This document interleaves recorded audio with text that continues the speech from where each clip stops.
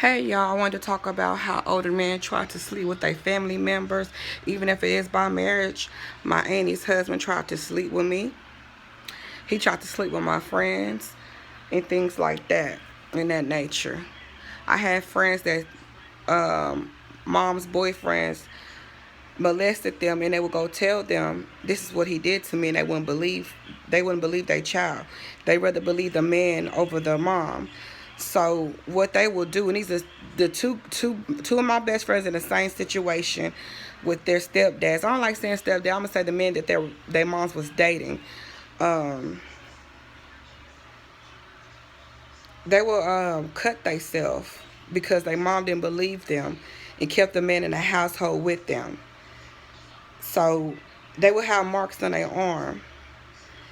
And it was sad because I I just thank God for everything I went through, because if my daughter, and God forbid for my daughter, my son, to ever have to go through that, that's why I don't keep a lot of, I don't even have company around my kids. I don't go around a lot of company. I don't like nobody in and out my house. I don't let my ex-husband friends come in my house.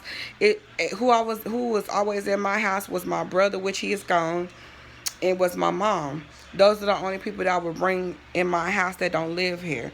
I'm very strict on who come in my house. I don't even like for my kids' friends, especially my 15-year-old son's friends, to come into my home because I have a 13-year-old daughter. So I don't like anyone to come in my house at all to prevent things like that. And I don't allow my daughter's friends to come to my house to prevent your son, because he's older, he's 15, and her friends will be 13 and stuff like that. And that's to prevent for her friends saying my son did something to them, you know? So I keep people away from them. And I like people to spend a night. I don't like people to visit. And it's sad because back in the days, you can have your cousins over, your best friends, your brother's friends can come over. And yeah, we was hunching. We was hunching. Yeah, we was hunching. So let's keep it real. We was hunching. So, with that in mind, I just didn't want my daughter to be exposed to things like that. And I thank God I don't keep liking this. She gonna spend a night with somebody, it's my mama. Can you shut my door? Shut it. It's with my mama. It's with my mama, or it's with her auntie. And those are the only women that I trust for her to stay with. And with my son, it's my mama, or his auntie, or his granny. Which, his great grandmother. My mom is his granny. With his great granny. And sometimes with my daddy them. So I'm very strict on where my kids go, because I had to deal with my best friends. I was their comforter. I was the one that would talk to them. I was the one that said, well, you need to make your mom believe you. If she don't believe you, you need to go tell somebody else. But they love their mama so much, they didn't want to be attached from their mama. And it's sad for these girls to deeply have a love for their mama while they getting raped by the men that their moms are with. And they steady want to be around their mama. A daughter and a mother's bond is so powerful. Even the sons. Me and my sons got a bond, So you and your kids have a automatically bond. That's why when CPS come, the kids don't want to leave their parents, even though they getting done wrong and these bad things are happening to them and they're exposed around all these drugs.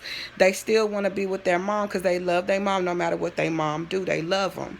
So we have situations like that. That's what I'm trying to say is a bond of a parent, a bond of a mother, a bond of a son of a daughter. I mean, those are bonds. Those are natural bonds that come from being a parent. So, like I was saying, it was sad. And so what they would start doing is they were so hurt they wanted to sleep with other men. That's how they deal with their pain and their hurt, by wanting to sleep with men. Um, like today, my best friend, I don't call her my best friend no more. We outgrew each other. You know that. I don't know.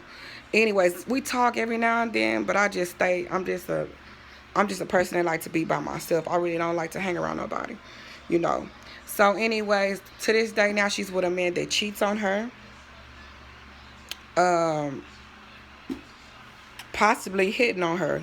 I'm not sure what he does to her. But she goes back to him. She'll leave him and she'll go back to him because she wants to feel love some sort of way. Then she lost her mom not too long ago. About a couple of years ago, she lost her mom. And with my other best friend, she got pregnant by my other best friend's cousin, and he left her to be with a lesbian.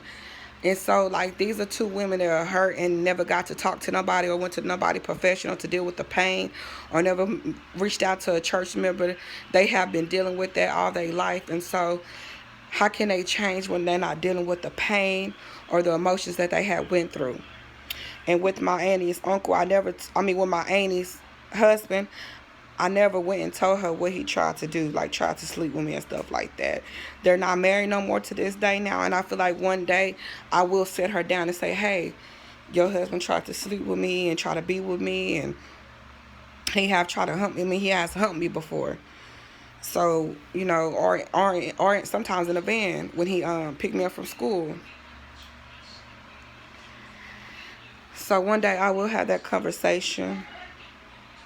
Because I think it's important to let people know before it's too, before you dead and gone, like what happened in your life, what you experienced, what you went through, what you hid, just the things that you went through should always be exposed. I feel like it should be exposed better in than out, so that person can know what you did with all that time, how it hurted you, how it affect you in your life. I just feel like it needs to be talked about, because maybe I'll be a better person that once I get that out of my system.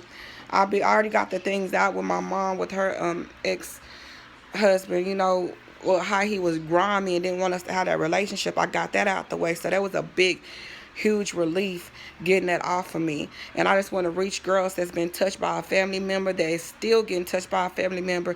If your mama don't believe you, go to somebody else you trust in your family.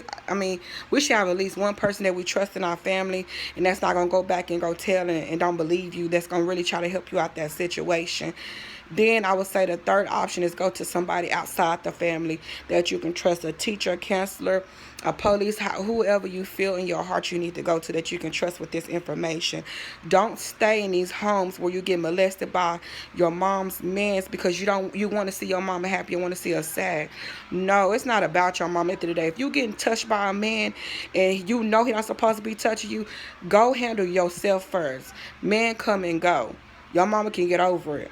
Even if it's your auntie's husband, boyfriend, whatever touching you, anybody in your family that's touching you, man or woman, go tell somebody. Reach out to somebody and let them know what's going on. You don't keep that type of stuff inside of you. You don't keep letting nobody take advantage of you. You are loved. You shouldn't be touched. God loves you, and you are not nobody's touching toy. You're a human. Do not let these men do y'all like that. And then y'all grow up to be these females that people talk about thoughts and sides and stuff. Because you are a woman, you are valuable. You're valuable to this world. Y'all are so important to this world. Y'all don't want to keep this world going because we give birth to these men. These men don't birth us. We give birth to them. So you important in this world. Don't ever think that you're not. I don't care if he say, I kill you, I'm going to kill this, I'm going to lie. I wouldn't care what they say. Go tell. Go tell. Just like I told about my mama's little man friend she was dealing with when he touched me. I told my mom.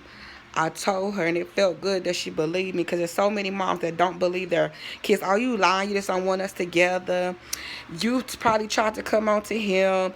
They say things like that, and I'm like, come on, black women. Come on, white women. Come on, Mexican women.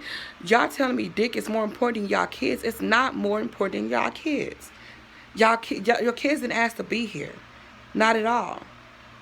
I just feel bad, and I just wanted to put that video out for anybody that's just going through a tough situation and they don't know how to go to somebody. I have put it in here for you, who to go to, how to do it.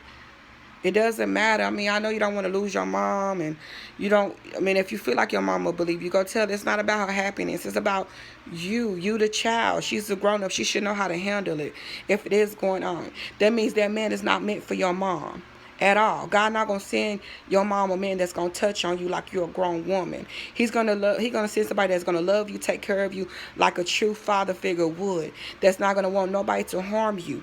So those are not the men that's supposed to be in your mom's or aunties, whatever lives, cousin lives, whatever the situation might be with you or anybody else. Let it be known.